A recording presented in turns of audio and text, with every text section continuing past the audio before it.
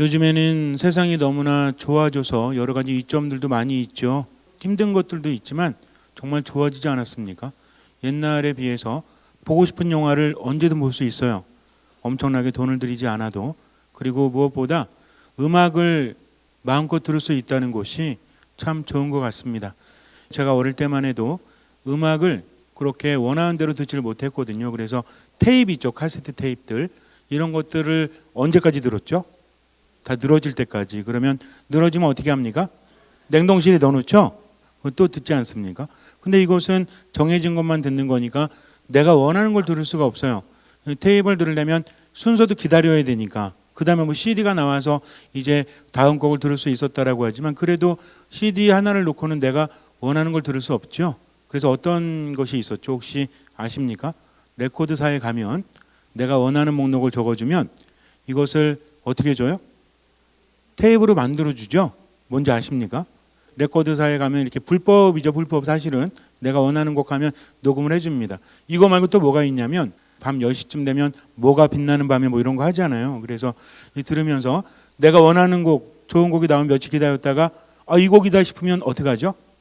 빨간 버튼이랑 플레이 버튼 동시에 누르면 녹음이 되죠. 그래갖고 저도 어느 하루는 정말 좋아하는 곡이 나와서 녹음을 딱 했는데 DJ가 멘트를 하는 거예요. 나는 그 노래를 녹음하고 싶었는데 DJ가 멘트를 합니다. 그래서 이거 안 되겠다 해서 그 다음에 기다렸다가 또 나오는데 또 녹음을 했죠. 근데 그날은 방송 어떤 문제 때문에 1절만 하고 끝나더라고요. 그 다음에 이어져야 되는데 이런 일도 있었습니다. 근데 사실은 그것만 해도 대단한 거죠. 더 옛날에는 어땠습니까? 누가 연주해 주지 않으면 들을 수가 없었죠. 뭐 축음기라든지 이런 것들이 발명되기 전에는 사람들이 노래를 듣는다는 것이 참으로 쉽지가 않았어요. 그냥 자기들끼리 모여서 노는 거 말고 정말 연주하면서 노래하는 거 듣는다는 것은 대단하지 않았습니까? 그래서 우리나라에서도 옛날에 뭐 조선시대 때도 그랬고 그 이전 시대 때도 그렇지만 그런 음악을 누릴 수 있는 특권이 있는 사람들은 별로 없었죠. 잘 사는 귀족 계급이나 이런 사람들은 뭐 무희들 또는 연주하는 사람들, 노래하는 사람들 불러서 들었지만 일반 사람들은 그렇게 듣질 못했어요. 그러다 보니까 어떤 사람들이 그런 거를 담당했죠? 혹시 아십니까? 뭐 남사당패 이런 것도 있지만 더 이렇게 자주 볼 수 있는 사람들, 각설이 이런 사람들이 있었죠. 각설이가 옛날에는 그 대단한 사람들 아니었습니까? 그냥 먹을 것만 얻어먹는 것이 아니라 무슨 회가변이라든지 뭐 칠순이라든지 어떤 잔치가 있을 때 각설이들이 가면 노래해 주죠. 어떤 노래예요? 얼씨구씨구 들어간다 절씨구 이런 노래 있잖아요. 일자나 한자나 들거나 보니 이런 노래 하면 이게 되게 웃기는 게 뭐냐면 각설이 타령은 빨리 하면 신나요. 근데 얼씨구나 들어간다 이렇게 하면 되게 슬퍼집니다. 사람들이 웃고 울면서 그러면 사람들이 밥 주고 막 이렇게 주죠. 그러면서 음악을 즐겼다고 합니다. 이건 제 얘기가 아니라 연구한 분들이 이야기하는 거예요. 그런 음악들이 있었다. 근데 요즘에는 어때요? 혼자 있어도 들을 수 있다는 거죠. 얼마나 대단합니까? 옛날에 유럽에서는 어떤 연주회가 있거나 또는 오페라 같은 거 또는 뭐 교향악단 돈 있는 사람들이 예약을 잡아놓습니다. 그래서 극장에서 공연을 했다는 거죠. 세계적인 지휘자들, 유럽에서 유명한 지휘자들, 연주자들이 모이면 미리 예약하고 있다가 이제 가서 거기서 구경을 하는 겁니다. 그래서 이 사람들도 쉽게 그런 거를 즐길 수가 없었기 때문에 잔뜩 기대하고 있었다는 거죠. 1886년에 브라질에서 오페라가 공연이 되는데 사람들이 이제 잔뜩 기대를 하고 모였죠. 근데 이제 문제가 뭐였냐면 지휘자가 워낙 독특한 사람이라 단원들과 불화를 일으켰습니다. 계속해서 불화를 일으키다가 마지막 리허설 할 때 지휘자가 지휘봉을 던져버리고 나가버린 거예요. 이제 큰일 났죠. 우리나라에서도 10년 전인가 꽤 오래전에 그 베토벤 바이러스인가요? 그런 드라마 있었죠? 보셨습니까? 김명민이라는 사람이 지휘자로 나왔는데 이 사람이 단원들한테 뭐라고 부르죠? 4글자로? 똥덩어리 막 부르잖아요. 자존심 상하게 하고 막 굉장히 뭐 무섭게 하기도 하고 그 지휘자들이 자존심이 세가지고 그랬다는 거죠. 그래서 이제 이 사람이 나가버리니까 단원들은 황당했죠? 할 사람이 없었잖아요. 그래서 어쩔 수 없이 부지휘자가 이제 그 역할을 맡게 되는데 사람들은 지휘자를 보고도 옵니다.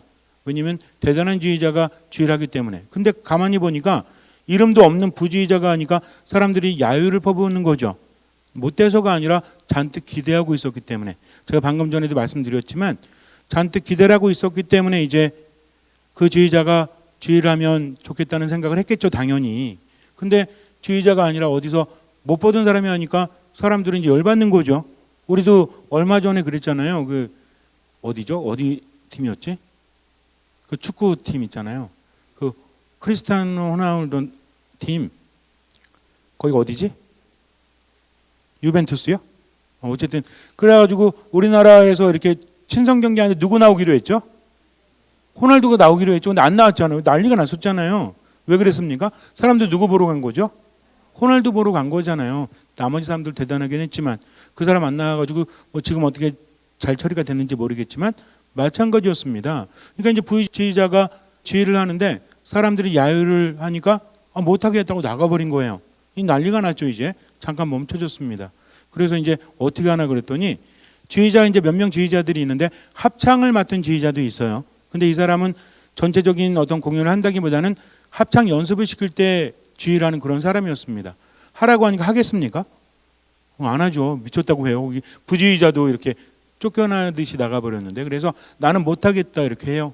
그러니까 이 극장 주인이 애가 탄 거죠. 이제 망했구나. 그래도 어쩔 수 없으니까 그러면 그 합창부 부지휘자 원래는 첼리스트였는데 이 사람이 지휘도 조금 할 줄 알아가지고 배우고 있는 사람이었습니다. 그래서 네가 한번 해봐라라고 말했어요. 19살이었어요. 이 사람이 하겠다고 합니다. 그래서 어쩔 수 없이 이제 지휘자도 부지휘자도 다 나가버렸잖아요. 어쩔 수 없이 이제 자포자기한 심정으로 그를 내세웠죠. 19살짜리가 딱 나오니까 야유가 더 커지겠습니까? 더 작아지겠습니까? 당연히 더 커지죠. 왜냐면은 방금 전에 부지휘자도 쫓아냈는데 뭐 저런 어린아이가 나와서 무슨 지휘를 하겠다는 거야. 이 사람이 딱 나오더니 지휘자 앞에 있는 악보를 집어 던져버렸어요. 이제 사람들이 깜짝 놀랍니다. 왜? 이거는 예상하지도 못했던 반전이기 때문에 그래요. 분명히 19살 정도 된 어린 지휘자였는데 이름도 알려지지 않았고 그런데 지휘자가 딱 나서서 악보를 던져버리니까 사람들은 깜짝 놀라게 됩니다. 예상하지 못했던 일이 벌어지기 때문에 그래요. 그리고 나서 지휘를 시작하는데 1시간이 넘도록 멈추지 않고 지휘를 했다고 합니다. 다 외워버린 거죠. 이런 지휘자를 처음 봤어요. 사람들이 어떻게 했겠습니까? 기립 박수를 쳤죠. 이 사람이 토스카닌이라고 하죠. 아르투로 토스카닌이라고 해서 이태리 사람인데 근데 이 사람이 정말 대단한 건 뭐였냐면 뭐 일설에 의하면 지독한 근시였기 때문에 엄청나게 연습을 해서 악보를 외웠다고 합니다. 이거는 뭐 알 수가 없죠. 뭐 어떤 거 두세 번 보고 외우기도 했다라고 하니까 워낙 어릴 때부터 많이 외워갖고 그랬는지 모르겠지만 엄청난 노력을 했다는 것은 너무나 당연한 거지만 정말 놀라운 게 뭐냐면 당시에 우리가 알고 있는 그런 유럽의 음악가들 누가 있죠? 베시, 베토벤 있죠? 또 모시도 있죠? 누구예요? 모차르트. 이런 사람들 어땠습니까? 아버지가 이리저리 다니면서 유럽의 유명한 사람들 만나서 사사받게 했죠. 사교육이 엄청났다는 겁니다. 음악을 사교육을 받지 않고 제대로 한다. 아무리 천재라도 이거 힘들었다는 거죠. 근데 이 사람은 아버지가 양복 만드는 사람이었대요. 돈이 별로 없었다고 합니다. 그래서 공교육만 받고 그렇게 했다는 거죠. 이게 놀랍다는 겁니다. 우리나라 요즘에 수능 아마 여기에는 수능 세대도 있고 학력고사 세대도 있으시겠지만 수능이 학력고사보다 더 어렵다라고 말할 수는 없대요. 근데 터무니없는 것들이 나온다고 합니다. 뭐 영어라든지 수학이라든지 이런 것들이 학력고사보다 수준이 높다라고 말할 수는 없는데 오히려 영어는 옛날이 더 어려웠다라고 하죠. 근데 터무니없는 게 나온다는 거죠. 국어 문제 보셨어요? 얼마 전에? 여러분들 뭐 관심 없으시겠지만 이게 도대체 이해가 되지 않아요, 문제가. 그런 문제를 낸다는 겁니다. 그러니까 아이들이 열심히 공부만 해서만 되는 것이 아니라 그런 문제가 출제될 거라고 가르쳐 줄 수 있는 학원을 다녀야 돼요. 내가 학교에서만 배운 것만 가지고 만점을 맞았다? 이런 일이 쉽습니까? 옛날에도 물론 그런 거 있었지만 옛날에 학력고사 때는 뭐 저기 지방에서도 열심히 공부해가지고 만점 맞고 이런 분들이 있었죠. 요즘에는 수능 어때요? 그런 사람들이 있습니까? 별로 없죠. 다 혼자 공부해서 산골짜기에서 혼자 공부해서 만점 맞았다? 이런 사람은 찾아볼 수가 없습니다. 머리가 나빠서? 아니죠. 사교육을 받지 않으면 정말 힘들기 때문에 공교육이 많이 무너지지 않았습니까? 여기 선생님들도 계실지 모르겠지만 선생님들 탓은 아니죠. 사회 탓인 것 같아요. 자꾸만 뭔가 잘못되고 있는 것 같은데 제가 아무리 외쳐댄다고 할지라도 뭐 바뀔 수는 없으니까. 근데 놀라운 것은 음악은 더하다는 거죠. 어릴 때부터 공교육만 받고 첼로만 켰는데 이 첼로 연주 수준도 엄청났다고 합니다. 정말 대단했다라고 해요. 이런 사람이 또 지휘자가 되어서 한 시대의 획을 그을 정도로 대단한, 그래서 토스카니니 아마 아시는 분도 많이 있으시겠지만 굉장히 유명한 사람이에요. 이 사람이 공교육만 받고도 그렇게 할 수 있었던 것은 무엇 때문이죠? 엄청나게 연습을 했기 때문이죠. 이건 부인할 수 없습니다. 정말 열심히 했겠죠. 왜? 그가 할 수 있는 것은 그것뿐이 없기 때문입니다. 우리 인생도 마찬가지죠. 인생에 정답이 있습니까? 어떻게 살아야지만 성공할 수 있다라는 정답이 있어요? 그런 게 어디 있습니까? 인생의 형태가 다 다른데. 중요한 건 뭐냐면 다른 사람과 비교해서가 아니라 내가 할 수 있었는데 못했다면 아쉽지 않습니까? 전 그걸 말씀드리고 싶어요. 어떤 사람이 나보다 잘한다 이거 말고 내가 더 잘할 수 있었는데 불만 때문에 또는 두려움 때문에 최선을 다해보지도 못하고 무너진다면 이 사람은 참으로 불행한 사람이겠죠. 그렇지 않습니까? 그래서 내가 경쟁할 사람은 누구예요? 바로 나 자신이라는 거죠. 더 행복해질 수 있는데 행복하지 않은 탓은 누구에게 있습니까? 물론 불가항력적인 그런 상황도 있겠죠. 그러나 그런 상황이라고 할지라도 내가 어떻게 하느냐에 따라서 바뀔 수 있다는 것을 우리는 알아야 됩니다. 집안 탓만 하면서 환경 탓만 하면서 그렇게 살아간다면 결국은 누구 손해예요? 자기 손해라는 거죠. 우리 모두가 그것은 알고 있지 않습니까? 인생이라는 것은 그런 것이거든요. 내가 하느님께 받은 것, 어쩌면 몸이 좀 불편하고 마음이 불편하고 정신이 불편할 수도 있어요. 그럼에도 불구하고 최선을 다한다는 것이 중요하지 않습니까? 새해 첫날인데 대림 일주인데 예수님께서 어떤 말씀을 하십니까? 세상 종말에 대해서 말씀을 하십니다. 노아 때 어땠어요? 노아가 배를 만들고 있는데 사람들은 어땠습니까? 놀려댔죠? 아니 이렇게 날씨가 좋은데 왜 배를 만들고 저래? 이해할 수 없었습니다. 그런데 마지막 날까지도 흥청망청 그렇게 살다가 결국은 어떻게 되죠? 홍수에 다 죽고 말죠. 예수님 또 뭐라고 하십니까? 그날이 되면 어떤 일이 벌어질 것이다? 들에 두 사람이 있다면 한 사람은 데려가고 한 사람은 남겨둘 것이다. 두 사람이 맷돌질을 하고 있다면 한 사람은 데려가고 한 사람은 남겨둘 것이다 라고 말씀하십니다. 그러니 어떻게 해라? 깨어 준비하고 있어라. 집주인이 도둑이 언제 쳐들어올지 알면 어떻게 합니까? 대비를 하겠죠. 그러나 언제 쳐들어올지 모르면 대비하지 못하고 있다가 당하고 만다는 것입니다. 우리들의 인생도 마찬가지예요. 언제 그날이 올지 모릅니다. 마지막 종말, 마지막 예수님의 재림 이것뿐만이 아니라 이미 우리들의 인생에서는 이러한 일들이 비일비재하게 일어나고 있다는 거죠. 순간 대비하지 못해서, 순간 준비하지 못해서 놓쳐버린 경우가 얼마나 많습니까? 후회하고 있다는 거죠. 내가 왜 그랬을까? 근데 이런 후회를 반복하면 돼요, 안 돼요? 돼요, 안 돼요? 괜찮아요. 자기가 힘든 거죠. 인생의 정답은 없다고 했습니다. 하지만 아쉬움을 남길 필요는 없잖아요. 어떤 사람과의 관계도 마찬가지고 내가 하는 일도 마찬가지고 그 무엇도 마찬가지입니다. 감정에 빠져가지고 그냥 지나간 일 때문에 상처받고 그것 때문에 분노하고 그것 때문에 아무것도 하지 못하고 내게 다가오는 미래를 망친다면 그 사람은 스스로 그걸 선택한 것이지만 너무나 안타깝잖아요. 그게 뭐 틀리다라고 말할 수는 없죠. 본인의 선택이니까. 그러나 우리들의 삶은 누가 주신 겁니까? 하느님께서 주셨다는 거죠. 그렇기 때문에 여기서 달라지는 거예요. 하느님을 믿지 않는 사람은 내가 선택했으니까 내 책임입니다 라고 말하면 끝날지 몰라요. 그러나 하느님을 믿는 사람에게 있어서는 내 삶은 내 것이 아니라 누가 주신 거죠? 하느님께서 주신 것입니다.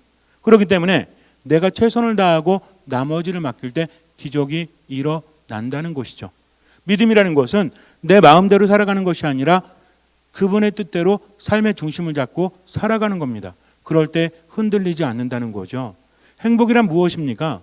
많은 사람들이 행복에 대한 정의를 말하죠. 행복은 무엇입니까? 신앙 안에서 본다면 중심을 잃지 않는다는 거죠. 인생은 넘어질 때도 있습니다. 인생은 어긋나갈 때도 있어요. 그러나 중심을 잡고 있다면 제대로 돌아올 수 있다는 거죠. 정처 없이 어디로 가야 될지 모를 때 인간은 참으로 불행해집니다. 예수님 뭐라고 하십니까? 나는 길이요 진리요 생명이다라고 말씀하세요. 내가 어디로 가야 될지 그분이 알려주신다는 거죠. 듣는 마음으로 기도하면 분명히 알려주십니다. 내 인생이 복잡한 것 같아도 그분의 말씀대로 실천하면 길이 보인다는 거죠. 내가 진리를 깨닫게 된다는 겁니다. 그리고 무엇을 얻어요? 생명을 얻는다는 거죠. 자꾸만 힘 떨어지고 자꾸만 사는 재미도 없고 우울해지고 이렇다면 다시 한번 생각해 봐야 돼요. 내가 중심을 잃고 있기 때문에 그런 것이 아닌가. 슬픔이라는 것이 때로는 내 안에 있는 두려움이라는 것이 때로는 시기와 질투라는 것이 또 내 인생에 대한 절망감이 나를 흔든다고 할지라도 내가 무엇만 잡고 있다면 중심만 잡고 있다면 흔들리지 않는다는 거죠. 신앙은 이런 것입니다. 내가 어떤 삶을 살았든지 간에 주님과 함께 언제를 살아가는 거예요? 지금을 살아간다는 거죠. 예수님 뭐라고 하십니까? 다 해주겠다. 그러나 너희들의 몫을 다하도록 해라. 그래야만 기적이 일어나는 것이다. 라고 말씀하십니다. 그러니까 뭐라고 하세요? 너의 믿음이 너를 구원하였다. 그리고 반복해서 어떤 말씀하십니까? 깨어 준비하고 있어라. 이것만 하라는 거죠. 나머지는 주님께서 채워주신다는 겁니다. 그래서 신앙이라는 것은 준비하는 삶이에요. 준비하는 삶이란 무엇입니까? 저 오늘 여러분이 강조하고 있지만 최선을 다하고 나머지는 맡기는 거죠. 이게 중요합니다. 나는 완전할 수 없어요. 내가 늘 깨어 있을 수도 없습니다. 졸 때도 있다는 거죠. 그러나 매 순간순간 최선을 다하는 것이 준비가 된다면 나는 졸다가도 어떻게 해요? 일어나서 나가면 되죠. 군대 5분 대기조라고 있죠. 5분 대기조는 어떻게 하고 대기하고 있습니까? 언제든지 출동할 준비가 되어 있죠. 그냥 이렇게 전투화도 저쪽에 벗어놓고 그다음에 다 이렇게 놓고 5분 만에 출동할 수 있어요? 그럴 수 없죠. 미리 대기하고 있다는 겁니다. 훈련 상황이 되면 이제 언제 출동할지 모르니까 비상 상황에 그렇게 하고 있다는 거죠. 마찬가지입니다. 옷을 입고 정비를 하고 대기하고 있다면 졸다가도 일어나서 나갈 수 있는 거예요. 그러나 아무런 대비도 하고 있지 않으면 준비하는데 5분 후딱 지나간다는 거죠. 우리도 마찬가지입니다. 준비해야 된다는 거 얼마나 많이 알았어요? 근데 됐습니까? 안 된다는 거죠. 준비는 어떤 사람이 하는 거죠? 지금 최선을 다하는 사람, 나머지는 주님께 맡기는 사람. 기억하세요. 그래서 준비는 무엇이다? 뭘 다하고?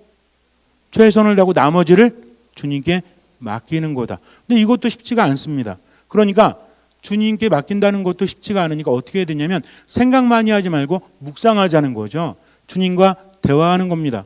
그러면서 준비하는 거죠. 내가 이렇게 해야 되겠다, 저렇게 해야 되겠다가 아니라 신앙은 혼자 가는 게 아니라고 했죠. 신앙은 누구랑 함께 가는 겁니까? 주님과 함께 가는 겁니다. 그러니까 기도는 뭐냐면 주님 제가 오늘 너무나 슬픕니다. 오늘 너무나 화가 납니다. 저 어떻게 해야 될까요? 라고 하면 스트레스가 줄어들어요. 근데 내 인생은 왜 이렇지? 나는 왜 이렇게 힘들어야 되지? 도대체 내가 뭘 잘못해서 이렇게 이렇게 하면 인생 굉장히 힘들어집니다. 그러나 지금 내가 주님과 대화하듯이 함께 한다면 주님께서 그러실걸요? 우리에게 지혜를 알려주실 거예요. 아니야, 네가 잘못 생각하고 있잖아. 너는 그것만 보지 말고 다른 것도 볼 수 있어야 된다. 라는 기적이 생겨나기 시작합니다. 이 사람은 생각을 한 게 아니라 뭘 한 거예요? 혼자 하는 거 생각이라고 했죠. 주님과 함께 하는 거 뭐라고 했죠? 묵상이라고 했죠. 묵상 다른 거 아닙니다. 내가 주님과 함께 지금을 살아가는 거예요. 그래서 혼자 많이 중얼거리세요. 이번 연도는. 이번 연도라고 하면 오늘부터 시작돼서 이제 2020년까지 말씀드리는 겁니다. 옛날에 혼자 중얼거리면 옆에서 쳐다봤죠? 요즘에는 어때요? 괜찮아. 왜? 하도 중얼거리는 사람이 많거든. 혼자 전화하잖아요, 요즘에. 그래서 블루투스 이어폰 같은 거. 제가 한번 실험해 봤어요. 여기 광명 사거리에서 돌아다니면서 혼자 막 중얼거려 봤어요.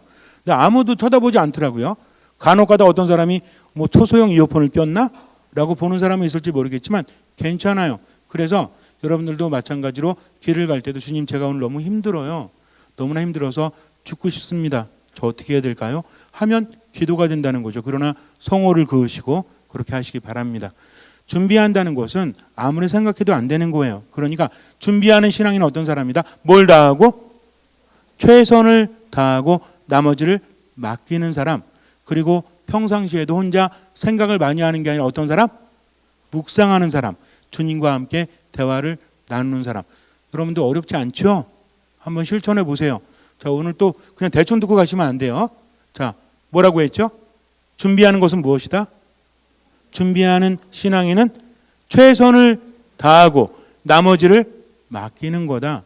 그리고 생각을 많이 하는 게 아니라 뭘 하는 거다? 묵상을 하는 거다. 그러니까 혼자 뭐 하자? 중얼중얼 거리자. 주님과 대화하듯이. 별거 아닌 것 같지만 해보면 인생은 달라집니다. 그러면 준비가 될 수밖에 없다는 거죠. 왜? 주님께서 함께 하시기 때문입니다. 잠시 눈을 감으세요. 그날과 그 시간이 언제 올지 모르죠. 예수님의 재림이 언제 올지 모릅니다. 그런데요, 그것도 중요하지만 지금도 중요하다는 거죠. 우리 인생에 있어서 놓치지 말아야 될 것이 있지 않습니까? 매번 후회하는 게 있지 않습니까? 준비해야 되겠다. 아무리 생각해도 이루어지지 않습니다. 정말 힘듭니다. 이거 잘하는 사람 별로 없어요. 하지만 지금 최선을 다하는 건 그래도 할 수 있지 않습니까? 혼자의 최선이 아니라 주님과 대화하면서 묵상하십시오. 주님, 제가 지금 무엇을 해야 됩니까? 주님, 저에게 지혜를 주십시오 하면서 주님과 대화하세요. 그리고 깨달은 것이 있다면 최선을 다해서 그것을 실천하십시오. 나머지는 주님께 맡기십시오. 주님께서는 그 믿음을 보시고 우리 삶에 놀라운 기적을 일으켜 주실 것입니다.